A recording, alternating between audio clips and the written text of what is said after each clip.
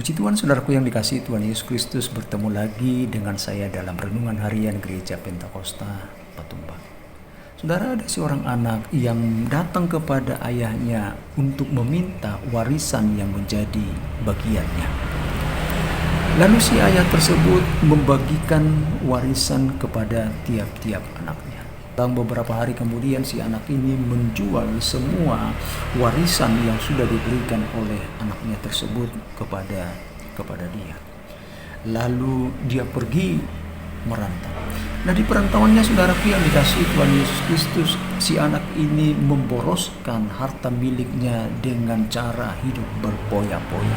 Setiap hari dia hidup berpoya-poya, sampai-sampai kekayaannya itu pun ludes, habis semua kekayaannya.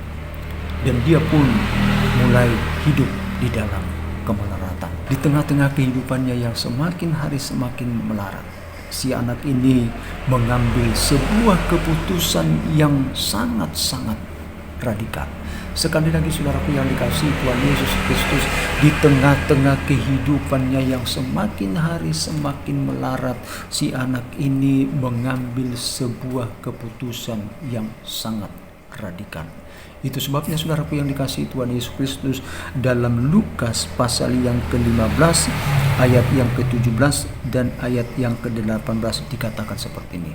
Lalu ia menyadari keadaannya. Ia menyadari keadaannya yang semakin hari semakin melarat.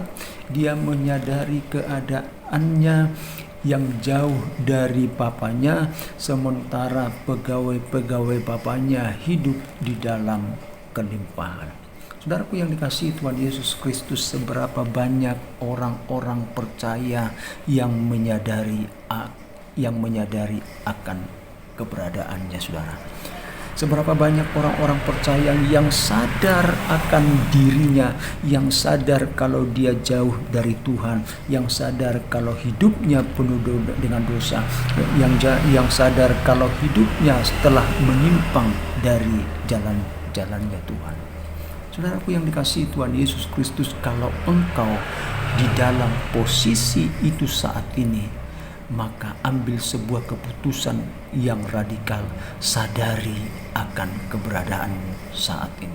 Lalu, saudaraku yang dikasihi Tuhan Yesus Kristus, keputusan yang sangat radikal yang ditunjukkan oleh si anak ini dikatakan di dalam ayat yang ke-18, aku akan bangkit dan pergi.